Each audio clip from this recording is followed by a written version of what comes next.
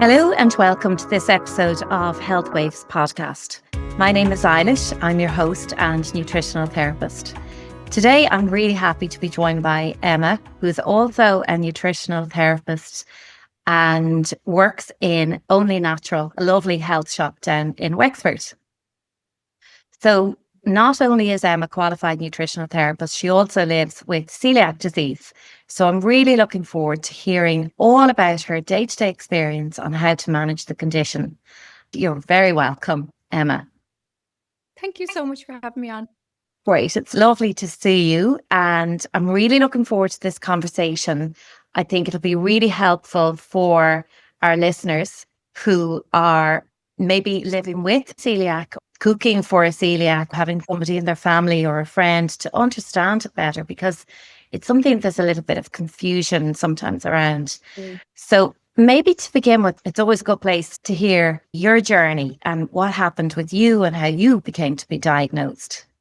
Yeah, so I was diagnosed when I was 21, so 10 years ago now. I was in college at the time, and every month or so, I was getting bouts of what I was told was gastroenteritis. So I would have awful digestive symptoms, but at that stage, I had come to think that was normal. I wasn't interested in nutrition at that time. I didn't really know anything about it. My symptoms started to get progressively worse, and I was getting cramping a lot. Every month, I'd go through a few days of real intense pain. I had a lot of mucus in my stool and would have to call in sick to work and things like that. And I was in college in Maynooth, and when I would come home, I went to my GP and they did blood tests and nothing was showing up. And then again, a month later, I'd be sick again. One day and it was funny because at the time, my mom said to me, she was like, just, eat really plain foods, like just have plain pasta and plain toast. So I was doing that and getting no better, obviously. And then there was one day in particular, I was at a friend's house, and a few minutes into the meal, I was not okay. I went again straight into a clinic down in Wexford, and they saw me. I was referred back to my GP for more testing, and I was in my GP's office, and he was looking through my blood results from over the last year at that point. And he said to me, maybe it's because you're celiac. And I was like, I was never told that. And he said, yeah, it's on your bloods from the first set of bloods that we did months. At that stage, as a 21-year-old who didn't have a clue about nutrition, I didn't really know what that meant. So he basically just said to me, what you're going to have to do is remove gluten from your diet. I was embarrassed almost because I didn't know what it was. I just said, oh, okay. And I left. And then that was it. Like that was my only guidance. Wow. Instruction given at the end of it was just to remove gluten. And I didn't actually know what gluten was, really. Didn't know what foods I needed to avoid. So it was like quick Google search and everything. And it took me a few weeks to get to grips with it. I thought, like many people do when they're newly diagnosed, that I can have it in a little chocolate or a biscuit on the weekends. After a few weeks of that, I quickly realized, no, it's not like that. That can't be the case. So I completely removed gluten from my diet, and my symptoms started to clear up pretty much instantly. I wasn't having diarrhea after every meal, and I started to feel a lot better. I lost a little bit of weight, but I think it was more like that inflammation, that puffy face, that fluid retention on my body. And I thought, oh my God, this is amazing. So I just went hell for leather on cutting out the gluten. But then again, about a year later, or maybe 2 years, my symptoms weren't 100%. I was still a little bit fatigued. My stomach was still a little bit not right. It wasn't as severe by any means as what it was at the beginning before I removed the gluten, but it still wasn't quite right. And at this point, I actually got interested in nutrition. I'd finished college, and then I started health coaching with IINH. So I had a bit more of an awareness about food. So I was putting in more of the right things, but I still wasn't feeling quite right. At that point, I started to work in Only Natural down in Wexford. And again, it was just more of a knowledge of, what is going on inside the body. I kind of realized, look, I'm still not feeling okay. I'm so fatigued. I'm dragging myself around the place. I've no energy. And I still have some digestive discomforts. I had a stool analysis done. And when the results came back, it showed that I still had a lot of inflammation. I had really low bifidobacterium and lactobacillus. I didn't have any parasites, but it was just the complete opposite. I had such a deficiency in beneficial bacteria. They put me on a 16-week protocol to help with that. And it was all like gut healing supplements, foods, removing certain things from my diet more than just gluten. And it completely changed things for me. Like after that 16 weeks, that was probably about 5 years ago. So for the last 5 years, it's been completely different. My digestion now is really good for the most part. I have so much energy. I've never felt as good. And it was from doing that gut healing work.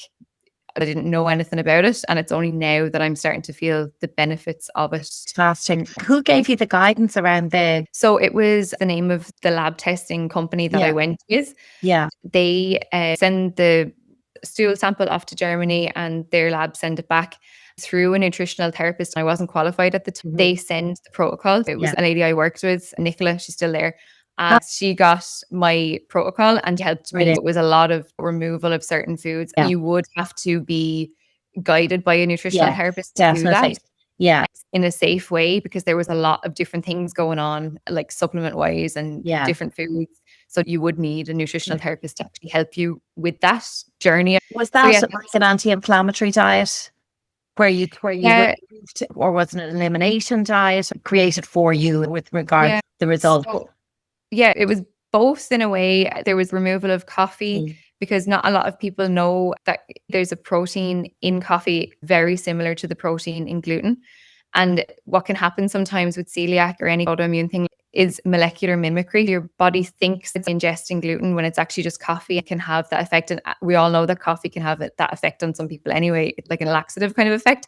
So to remove things from my diet, other foods that might have been causing irritation at the time, dairy, I really had trouble with even just milk and things like that. But that's another thing people need to be aware of, is not to just remove everything and leave it at that.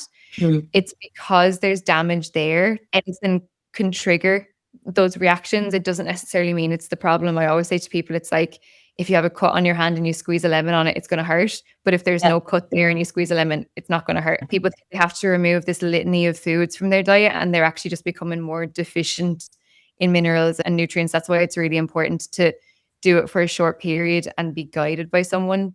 Heal the gut and bring them back in gradually. Exactly. It's a very gentle process. So you mentioned that because of the damage done to the gut prior to being diagnosed, there's a lot of damage being done to the gut. As a result, even if somebody is eating a good diet, they're not absorbing the nutrients. How can you manage that? So how can you manage it once you're diagnosed? And once you're diagnosed, as you said, it's not just about taking gluten out. Like there's a lot more to it. Before you realize that you're celiac, there's a lot of damage going on in your small intestine, and that's where you absorb all of your nutrients, your vitamin A, D, E, K, Bs, vitamin C, all of your macronutrients, and water as well, and your electrolytes. So if you're undiagnosed, say for a year like I was, you're getting progressively more deficient in all of these things, and your body is crying out for those nutrients. Once you realize that you are celiac, it's important to go in there with a whole foods approach, trying to get as much color back into your diet. Again, like you were saying, those anti-inflammatory foods, rich in antioxidants as well, to help reduce that inflammation and the stress that's been put on your body. Maybe we'll talk about supplements later, but they do come into play because food probably isn't enough to get you back to optimal nutrition in a short amount of time. And it's important to have a whole foods approach to your diet, and try not to go for just the gluten-free and packaged things and things with lists of ingredients on them. Really try and get back to basics of nutrition and to nourish your body, I suppose. You're trying to re-nourish your entire body, your cells. It's not just your digestive system that's been hurt. If it's gone on for months or years, it's your whole system. Your body is all connected. So every part of you has been affected by your celiac at this point. So it's important to go in with really nourishing foods, even things like bone broths that will help with your digestion, really rich in collagens and proteins, because we need those building blocks to repair the gut. And there's obviously specific micronutrients and supplements that you can take to help with that as well. But on a macro level, protein would be really important, and those healthy fats for the healing aspect as well. that it's not even just one or two nutrients that somebody is going to find difficult. I mean, what you've mentioned there is really a complete lack of nutrient absorption. So no wonder people are going to feel so fatigued and so Completely. awful. Yeah. And that's why it's hard when the only guidance you're given is to remove something. Yeah. It's hard because you actually should be given guidance to include so much more because you're coming from a place of a deficit and you need to claw your way back up to baseline. So to tell someone just remove gluten from your diet, they need a lot more guidance because there's actually so much that they've been missing out on. And so if someone's only takeaway from that is, okay, I need to stop eating bread and stop eating this, you're causing more deficiencies really initially. You're taking away a whole food group probably. That's right. I suppose you're going to ease the symptoms, but you're not going to get down to the actual healing of the digestive tract. Probably what I was doing for the initial period when I was diagnosed. It's a very common thing, and I see it a lot on the shop floor. People just don't really know how to approach it, but that's fair because they're not really told how to approach it when they're diagnosed. Gosh, wouldn't it be great if each person diagnosed was given a nutritional therapist referred to an NT? It'd be fantastic. 100%, because there's no medication that's going to fix this really. Yeah. It's a lifestyle change. And it takes a lot of time and support to implement all these changes. It's not going to happen overnight. A lot of the products that are sold as gluten-free are full of other stuff, like they're highly processed. I know, like even if you look at the back of, say, gluten-free, your average gluten-free loaf has a shelf life of probably 6 weeks or something like that. And if you look at the back of it, the list of ingredients are lengthy. I would eat it from time to time, but if you're solely putting foods like that back into your diet, it's not going to have a great long-term outcome. Of course. Now, can you talk a little about the difference between being celiac and then a lot of people are told that they have a non-celiac gluten sensitivity, which can also, it has a lot of gut symptoms and things like that. Would you like to fill us in on the difference? Celiac is an autoimmune disease whereby when you ingest gluten, your body sees it as a foreign invader and it starts to attack your own tissues. These little projections in your small intestine called villi, and that's where you absorb all of your nutrients. And what happens when someone who is celiac eats gluten, the villi flatten and you can't absorb through that anymore.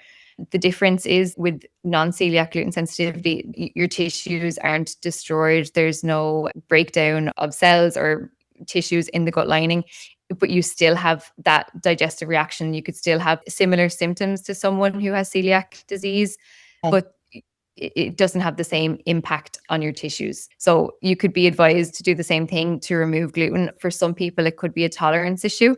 So whilst you're celiac, a crumb of bread is going to have the same effect as eating a loaf of bread. When you have a gluten sensitivity, it could just be a slice of bread is okay, but two is not. So I would probably still recommend to someone with a gluten sensitivity to just completely remove it from your diet anyway, because you can never really gauge the inflammation that's being caused. I know, and the damage that could be done to the gut lining and that.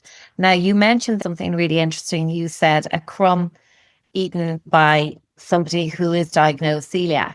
A crumb is the same as eating a loaf. So that, I think, and I think I was saying to you, I came across this recently with a celiac. And I had put something into a dinner that completely forgot it was a soya sauce or whatever. And he said, don't worry. It's only a tiny bit of gluten. That'll be okay. But I knew it's not. Can you explain why, even if somebody isn't getting horrific symptoms after a tiny bit of gluten, somebody who is definitely celiac, and the importance of sticking with a strict gluten-free diet? Because like I said, you're ingesting that small piece of gluten, but it's not attacking the gluten, it's attacking you. A small bit of inflammation, it's going to have the same impact over time. If you're having a little bit of inflammation in a sauce or in a chocolate bar and a biscuit on the weekend, it's still going to add up to the same effect. And it's still going to damage your microvilli, which is going to impair your ability to absorb other nutrients from your food. So it doesn't actually matter the amount of gluten that you're having, even cross-contamination. You can't share toasters. You can't use the same chopping board as somebody who's just used it to chop a slice of sourdough. It has to be so clean because any little bit of it will cause that inflammatory reaction once it goes in the body. It's actually an attack on your own cells and your own immune system. And a crumb is just as, you're going to react just as much. as if you sat down and you had a full plate of pasta. It's the exact same. I think that's where people think that celiacs are probably, being too fussy or going overboard when they hear that kind of thing. It really is so important. I would always stress to someone, it is awkward in the beginning when you're first diagnosed, when you're going out for meals in restaurants, you have to stress, like even change your language. People don't always know what celiac is. You could change your language and say, I have a serious allergic reaction to gluten. I'm seriously allergic to gluten. Yeah. And just change your language around to get people to stress how serious it actually is. Double check everything, especially in that kind of a setting at home. There's a certain level of control that you have, but when you're out and about, there's not. People think you're being fussy. You just have to be very firm and keep repeating. Hopefully they get the message, because it's nothing to do with being fussy. I know gluten-free diets are a fad, or have been a fad, Unfortunately. So even when you are out, use the word celiac, but then go on to explain, if you know that they don't really know what it is, just say something like, it is a gluten allergy, I will have a severe reaction. That's the differentiation. It's not a fad and it's not a fuss thing. Yeah. It's serious. What have your experiences been around eating out in restaurants? I call it getting glutened. Even though I know there's nothing in the food that I'm eating that contains gluten, it could be cross-contamination, like really simple stuff that's going on in the kitchen, someone using the same knife or something like that. What happens to me now when I get glutened or get cross-contaminated is I don't notice it in that moment. When I used to eat gluten, I would notice it instantly. That's how I know it's not an ingestion of the gluten itself. The next day I wake up and it's almost like a hungover feeling and a real brain fog. And there's like a tender feeling. You feel like you've done like 1,000 sit-ups almost on your stomach. Restaurants, they're getting a lot better. There's a lot more gluten-free options, but there's still a lot of work to do. I was out last week and it said GF or AGF, which means available gluten-free. I asked about it. Always ask, never assume. Just because you see those little letters does not mean that is 100% the case. So I said, oh, this is available gluten-free. I'm celiac. Is that okay? Can you double check? Went back into the kitchen. Oh, actually, we use the same fryer for those chips as we use for our chicken nuggets that have batter or wheat on them. That is not safe for a celiac. So always double check everything. It's kind of stressful. Yeah. It has a counterintuitive effect on your digestive system because stress doesn't have a very good impact on digestion. Yeah. But if you get used to it, it just becomes the norm. But places are better for options, but it's best to always triple check. Are there certain cuisines that are better than others? Like I'm thinking Italian or Indian or Asian, or are there certain cuisines that has more gluten or less? Yeah, food is actually quite good. They use rice noodles a lot, which are gluten-free. It is hard. There's usually one or two things on a standard menu that you can have.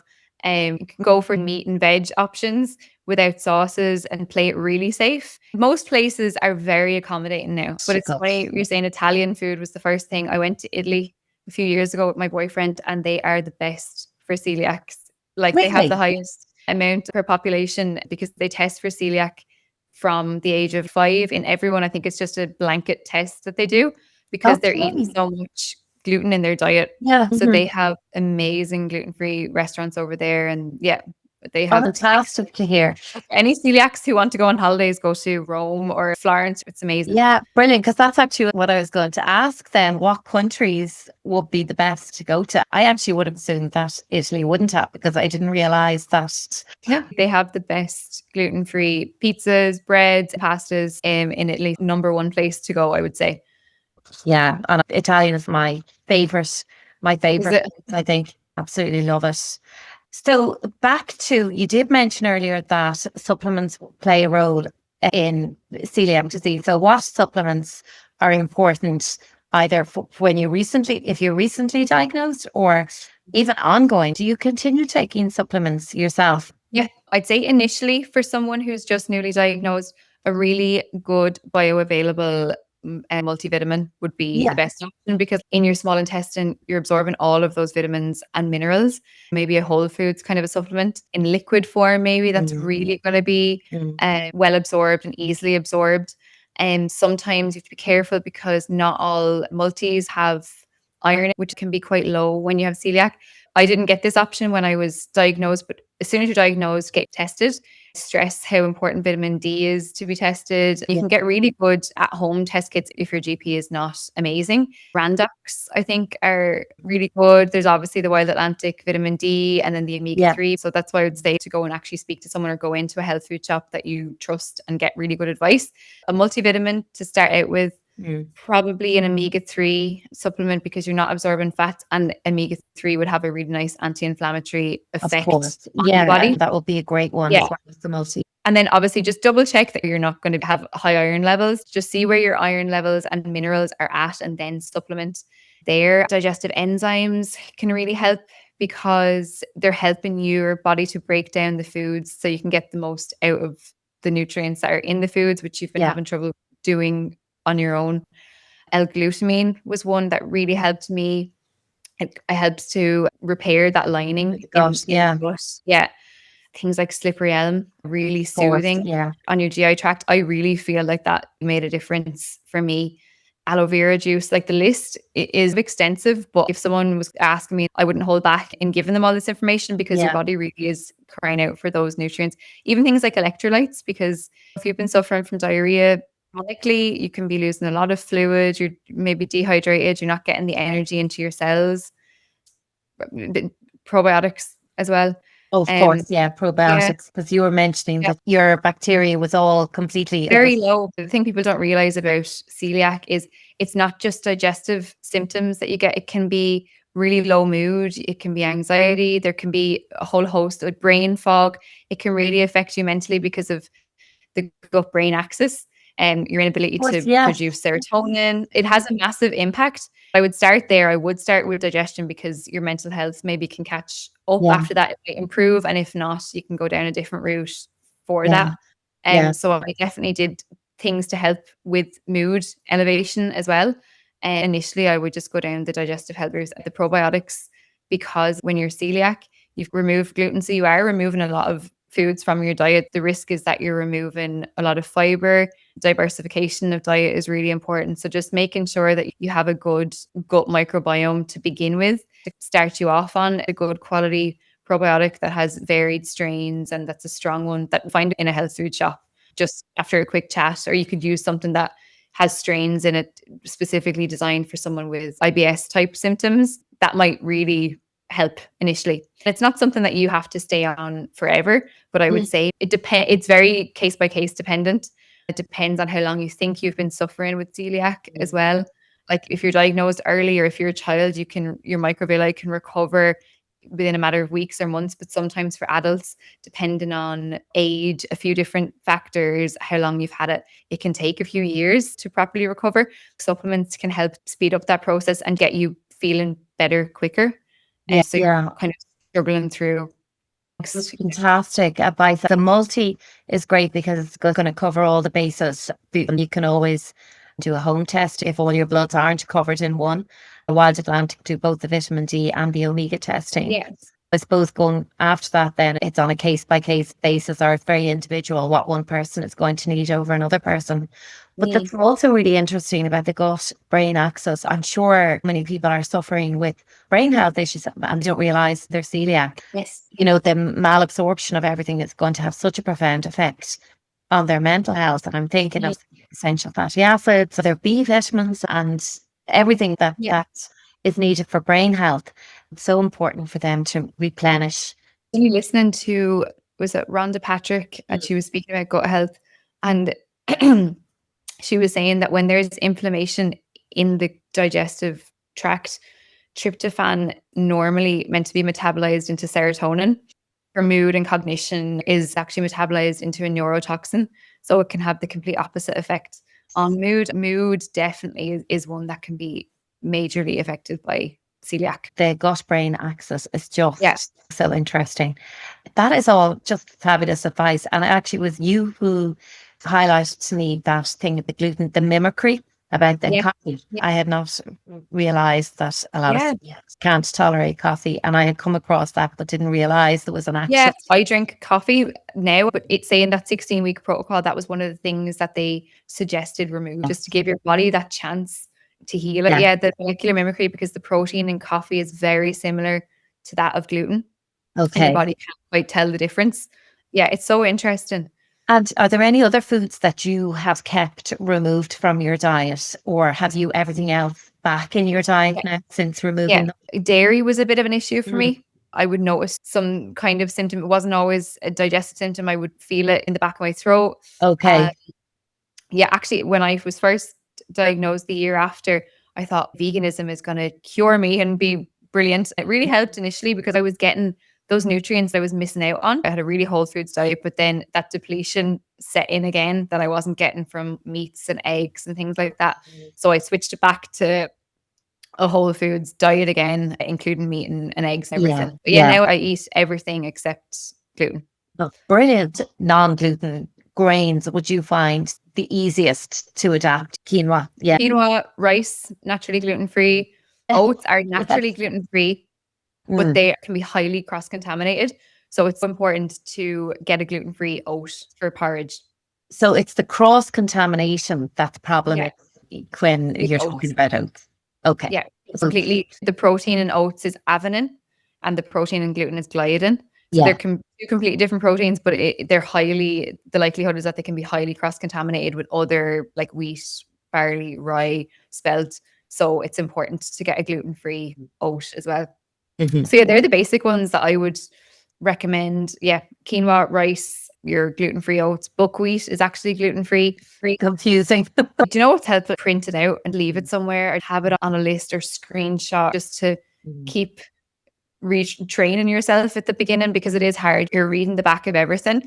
It's important to know when you're reading, it's not just going to say gluten, it's going to say barley, oats, rye, spelt, wheat, malt is another one that it'll be in bold writing, but it's important to remember that it's not just going to say gluten on the back of something. I recommend getting an idea of what whole foods are naturally gluten-free and shopping for those, so you're taking out the hassle of reading ingredients. Where are the most likely places where there might be hidden glutens that people would never think of?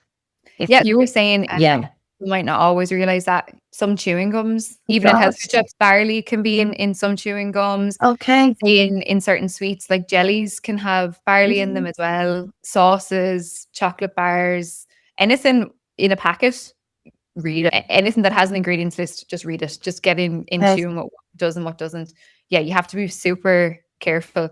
Some companies will say may contain traces of, but that's more of an insurance policy for them because it costs money to be gluten-free certified.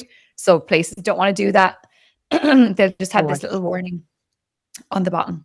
But yeah, there's a lot of products that you wouldn't realize contain gluten, and alcohol as well, just to be aware of. Beers, certain whiskeys, get to grips with all these different things. It's very overwhelming. Even as I'm saying it now, it's hard for somebody to digest this information when they're first diagnosed. Of course. It is a lot, but it's important to become aware, I suppose. Yeah. Well, they can go follow you on Instagram and make contact with them and people like you. It's fantastic that you're qualified as a nutritional therapist. You've got it all going. You're living the gluten-free life and you have the science to back it all up and the knowledge. But yeah, exactly. And if anyone wants to just ask anything, or only natural, even if you wanted to message only natural, it'd be me getting back to you actually, because I do the social media as well. Oh, that's great. Would you be able to give me 5 tips for somebody recently diagnosed with celiac? Yeah, I'd say the number one thing that I say to people, if you don't do anything else, just please do this, is be so strict and don't think that you can have a little bit on the weekend or at your friend's house or when you go out to a restaurant. It has to be 100% gluten-free because you will suffer if not. The second thing I would say is when you start out on your gluten-free journey and you do go to the shops for the first time and you're doing your shopping, don't be tempted to go straight to the free from aisle. Try and see what is out there that is naturally gluten-free. Because like you were saying earlier, if you go down that aisle and you're looking at the pastas and the breads, there's a lot of added ingredients, filler ingredients, and they're not going to be full of nutrients. So I'd say to go around the supermarket and see what you can get before you go down the aisle looking for your gluten-free treats. But at the same time, don't deny yourself of that either. Because it is hard at the start, and if you're completely removing everything, it's a little bit depressing because you realize how much gluten is in a lot of the things that you love to eat. But yeah, definitely try to not go straight to the free from aisle when you're doing your shopping. Just have a little look around first. Another thing I would say is try and find an easy gluten-free bread recipe that you can make for yourself, because gluten-free bread is sad. It's a bit miserable. It's not tasty. It's not the best. So every week I would make a gluten-free porridge bread, and it lasts me just the week, and it's perfect. And I know exactly what's in it, and it's more nutrient dense than a loaf of gluten-free bread would be. So I'd say to get to grips with that. Another thing would be to get in touch with a nutritional therapist or a dietitian, or go into your health food shop and ask for advice, because you will find good advice in those places. You might not always be met with a plan from the GP. Once you've been diagnosed, they might not know exactly how to advise you. So just trying to take the control back for yourself. It's a new way of living as well. It's important. You have to get to grips with that. The best way to do that is with help from someone who knows what they're doing and they have a roadmap. If you could afford it, go to a nutritional therapist and get a tailored plan for you.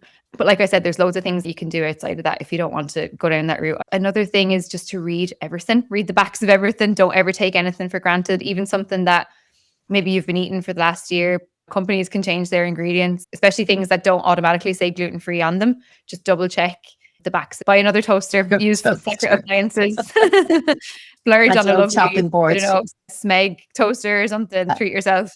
And that's your toaster and no one else's toaster.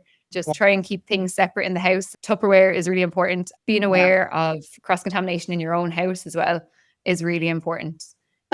No, that is brilliant. It's super. And I think the one, like making your own bread, that the porridge bread recipe is so simple. And actually it's way more nutrient dense than probably most both gluten-free and gluten breads that are out there, you know, the health breads, because it's literally only a few products. And if you're using the yogurt, that you're getting your probiotics as well from your live cultures, and you get egg in it or something like that, a bit of protein. For your supplements, make sure they're gluten-free. Absolutely. You know, supplements could have barley or oat sometimes. Just be aware of the supplements that you're using to help yourself. Make sure they're 100% gluten-free. And also cosmetics, because you can get a skin, it's called herpetiformis dermatitis, and it's a celiac related skin condition.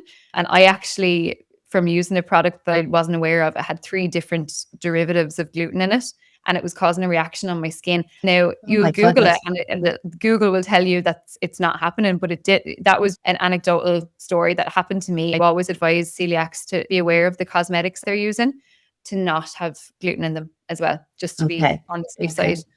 Okay.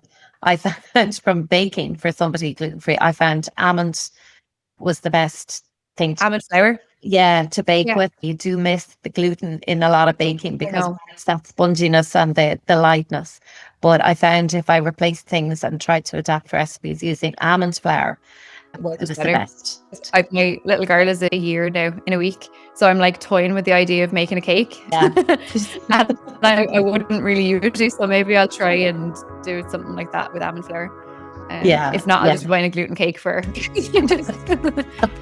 need the stress. Thank you, Emma, and thank you to the listeners. If any listener out there thinks that this would be of help to somebody they know who is celiac, or living with somebody who is celiac, please feel free to share. And also let me know of any other topics that you would like to chat it through with a nutritional therapist. Thank you so much.